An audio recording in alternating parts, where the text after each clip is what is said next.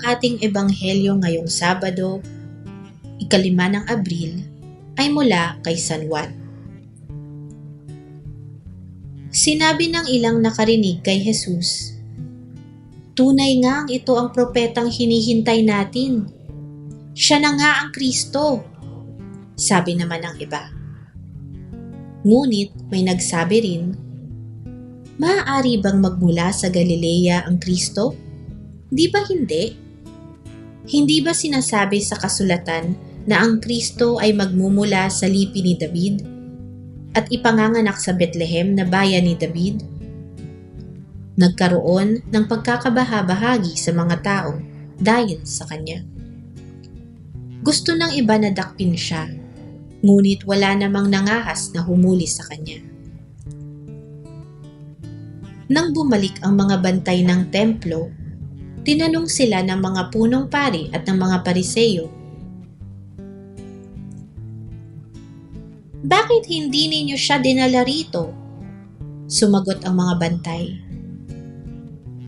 "Wala pa po kaming narinig na nagsalita ng tulad ng taong ito." "Pati ba kayo'y nalinlang na rin?" tanong ng mga Pariseyo.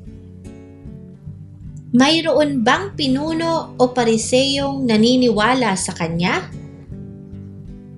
Ang mga taong bayan na ito na walang nalalaman sa kautusan ay mga sinumpa." Isa sa mga naroon ay si Nicodemo, ang Pariseyong nagsadya kay Jesus noong una.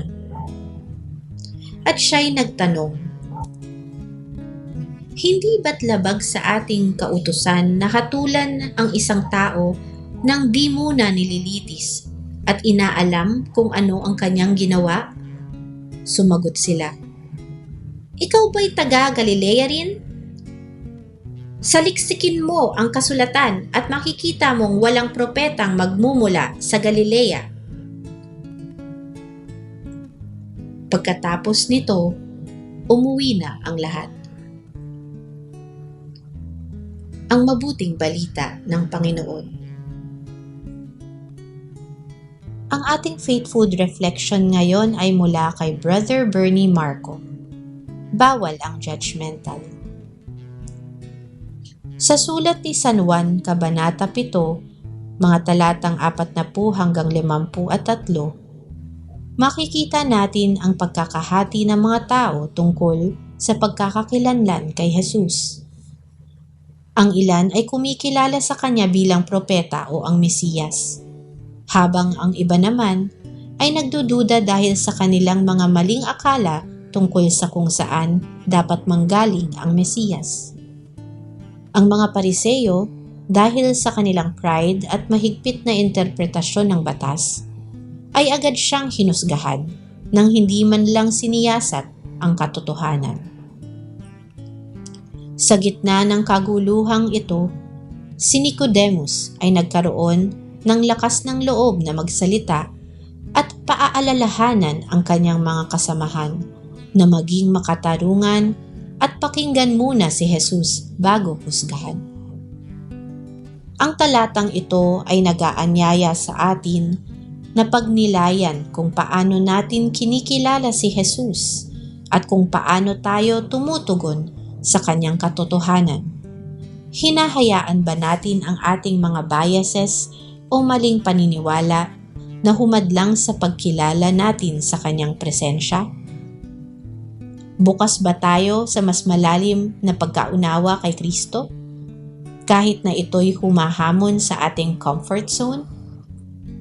Pinaaalalahanan tayo ng ebanghelyo ngayon na huwag magpadalos-dalos sa paghusga katulad ng mga Pariseyo na nagkamali dahil sa panlabas na mga bagay.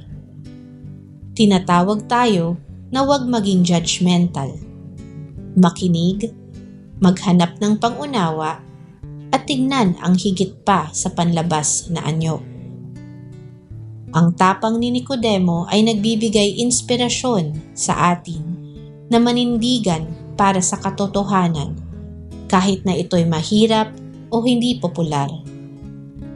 Naway palagi nating hanapin si Kristo ng may bukas na puso gabay ng Espiritu Santo, at isabuhay ang ating pananampalataya ng may pagpapakumbaba, katarungan, at tapang. Manalangin tayo. Panginoon, bigyan mo po kami ng tapang upang manindigan sa katotohanan at laging hanapin si Kristo ng may bukas na puso. Amen. Sa ngalan ng Ama, at ng Anak, at ng Espiritu Santo. Amen.